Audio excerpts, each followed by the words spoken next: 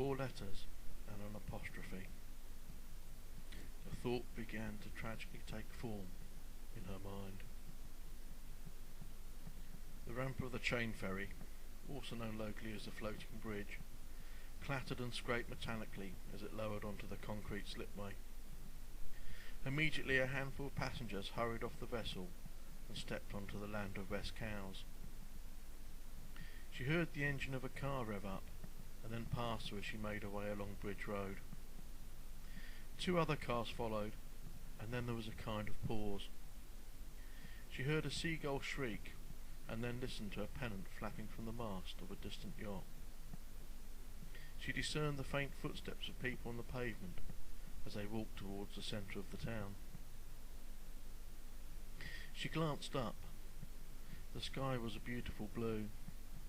She felt the gentle breeze tickle her face and softly blow strands of her hair across her forehead.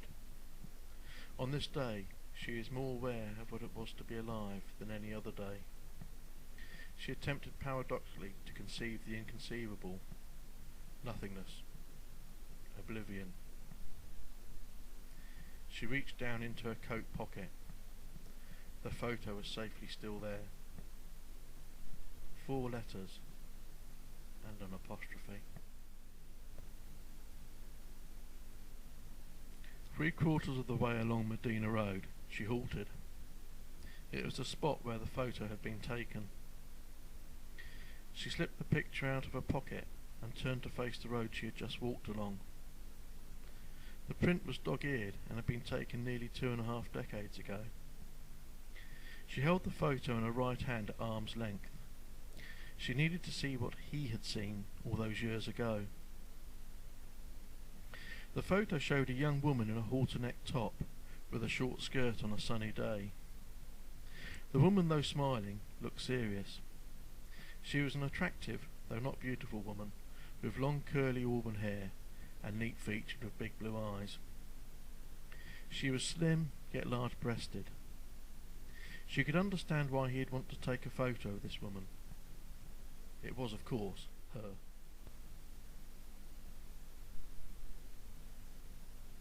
That day she remembered him standing outside the entrance of the drawing office, where they both worked, camera in hand. He had been waiting for her in the early morning summer sun. She hadn't stopped to pose from him, but had carried on walking. She had been flattered, but had felt a little uncomfortable with his attention. She dressed to attract attention, but not his attention. She recalled him as being nice, mildly witty, kind, and harmless. He was friendly and only ever asked her out once. She had politely declined, and he had taken it on the chin. She had felt a little bit bad about hurting him, but they had become friends and would sometimes meet up for a coffee. Physically, he was of average build and of average height. His features were well proportioned but uninspiring, and his views conservative with a small c. He could be funny and generous, but he never did anything for her. He was the kind of guy a husband or boyfriend never minded you meeting. She sought more, and she got it. Rob was tall, dark, and in possession of smouldering good looks. He was fiercely intelligent, with a buccaneering approach to the world. He had set up a small engineering consultancy, fresh out of university, taken on and taken out some of the big boys. He wasn't just going places, he was the place.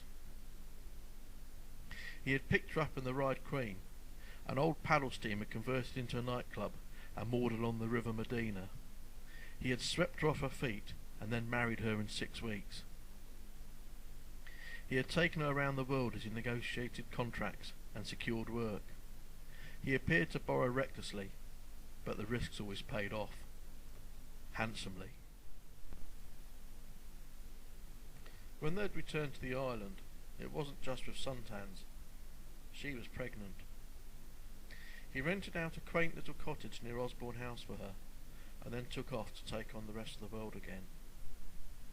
He was away when she gave birth to his daughter. He came back 2 weeks later.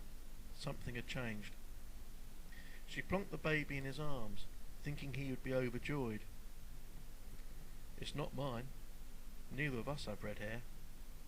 She thought he had been joking, but he handed her back.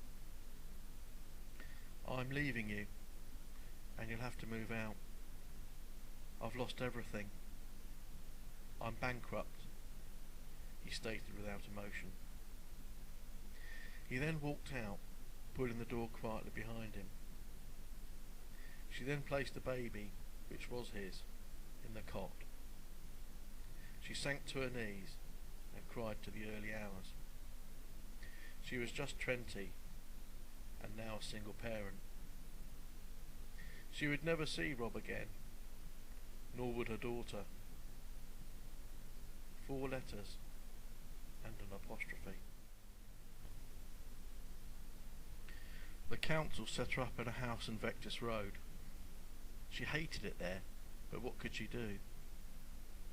She struggled to get by on benefits, and would sometimes help out at a bar for cash in hand, whilst her parents would babysit.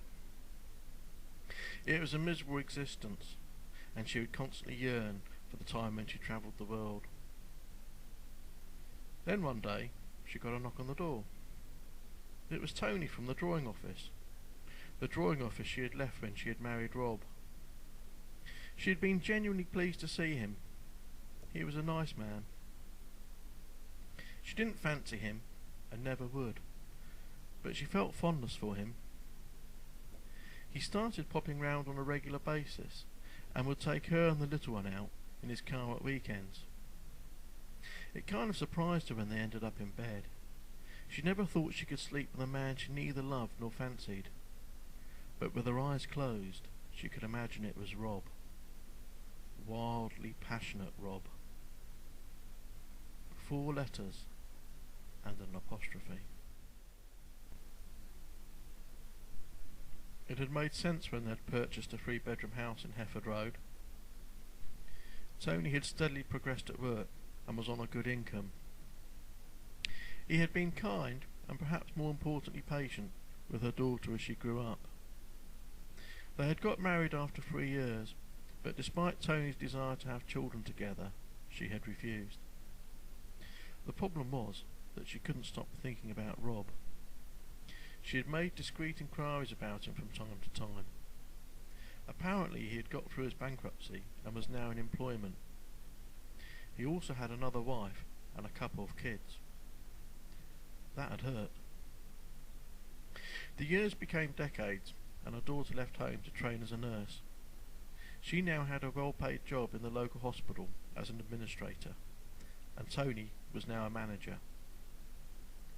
They were on the face of it quite comfortable. She should have been happy, but she wasn't. Deep down, she still craved to be swept off her feet, shown the world, and shagged senseless by a gorgeous man. A man such as Rob had been, and Tony wasn't. 4 letters and an apostrophe. The problem was, despite his loyalty, his generosity, his reliability, Tony bored her. He was never spontaneous in his actions, never really passionate. Even his surprises were predictable. She always knew what he would buy her for her birthday, always knew where he would take her for a celebratory meal. Sex was the same. Sometimes she would stroll past her old council house in Vectis Road to view the scrap heap of society, as she condescendingly referred to it, and convince herself that she was a lucky person to have escaped that fate by meeting Tony. After a while that didn't work. She could still have got out of it, she rationalised. This slow death by boredom had prompted her to question the marriage. She was 44, but felt 64. It had all come to a head. "What do you want from me? I've been totally faithful. I've always provided for you. I don't knock you round. I don't drink. I'm careful with money, and I've looked after your daughter as though she was mine. and for the first time ever he raised his voice to her. "What is the problem?" he had bellowed. She paused before dropping the bombshell. "I don't love you." 4 letters and an apostrophe. His mouth had dropped open. She thought he was going to speak, but instead he had soundlessly swiveled on his feet and walked out into the cold February evening. It was the second time a man had walked out on her. After 48 hours, he still hadn't returned. She had become concerned for him. From the day they'd moved in together, he had never spent a night away.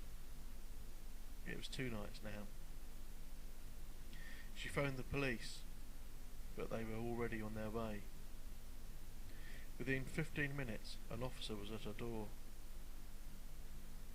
Earlier this morning, a yachtsman discovered the body of a man washed up on the sides of the River Medina, down by the Folly Inn. We believe the body to be that of your husband.